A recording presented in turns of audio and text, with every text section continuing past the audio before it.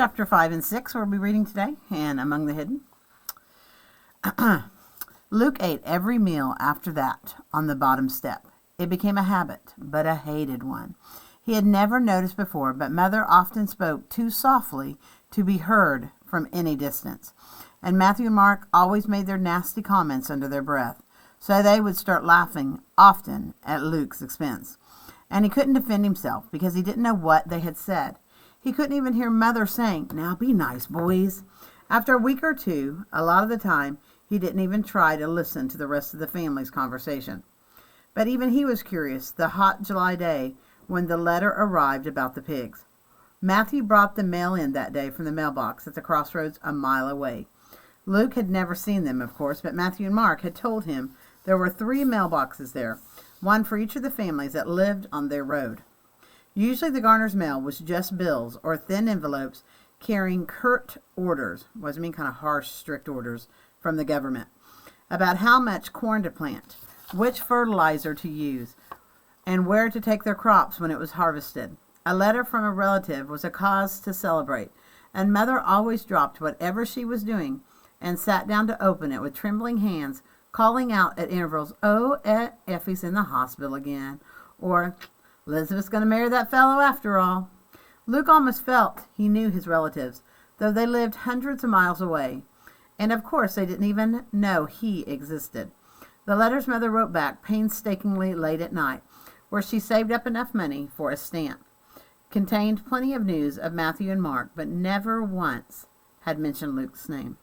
The letter was as thick as some of Luke's This letter was as thick as some of Luke's grandmother, but it bore an official seal, and the return address was an embossed Department of Human Habitation, Environmental Standards Division. Matthew held the letter at arm's length, the way Luke had seen him hold dead baby pigs when they had to be carried out of the barn. Dad looked worried the minute he saw the letter in Matthew's hand. Matthew put the letter down beside Dad's silverware. Dad sighed. "Can't be anything but bad news," he said. "No use ruining a good meal. It can wait." He went back to eating chicken and dumplings. Only after his last belch did he turn the envelope over and run a dirt-rimmed fingernail under the flap. He folded the letter. "It has come to our attention," he read aloud. "Well, so far I understand it." Then he read silently for a while, calling out at intervals, "Mother, what's official? And where's the dictionary? Matthew, look up reciprocity." Finally, he threw down the whole thick packet and proclaimed, "They're going to make us get rid of our hogs." "What?" Matthew said, more serious than Mark. He had talked for as long as anyone could remember about, "When I get my own farm, it's going to be all hogs. I'll make the government let me do that somehow." Now he looked over Dad's shoulder. "You mean they're just going to make us sell a lot at one time, right? But we can build the herd back up?" "Nope," Dad said. "Those people in them fancy new houses won't be able to stand pig smell. So we can't raise hogs no more." He threw the letter out into the center of the table for all to see. What'd they expect, building next to a farm? From his seat on the stairs, Luke had to hold himself back from going to fish the edge of the letter out of the chicken gravy and look at it himself. "They can't do that, can they?" he asked. Nobody answered. Nobody needed to. Luke felt like a fool for asking as soon as the words were out of his mouth. For once, he was glad of his hiding place. Mother twisted a dish rag in her hand. "Those hogs are our bread and butter," she said. That's what makes money. That's what makes them be able to keep their farm, she said. With grain prices the way they are, what are we going to live on?" Dad just looked at her. After a moment, so did Matthew and Mark. Luke didn't know why. Chapter 6. A tax bill arrived 2 weeks later, the day that Dad, Matthew, and Mark loaded the hogs into the livestock trailer and took them all away. Most were going to the slaughterhouse. The ones too young and too small, bring a decent price, were going to an auction for feeder pigs. Luke watched through the vent at the front of the house as Dad drove by in the battered pickup with each load. Matthew and Mark sat in the back of the pickup, making sure the trailer stayed hitched right.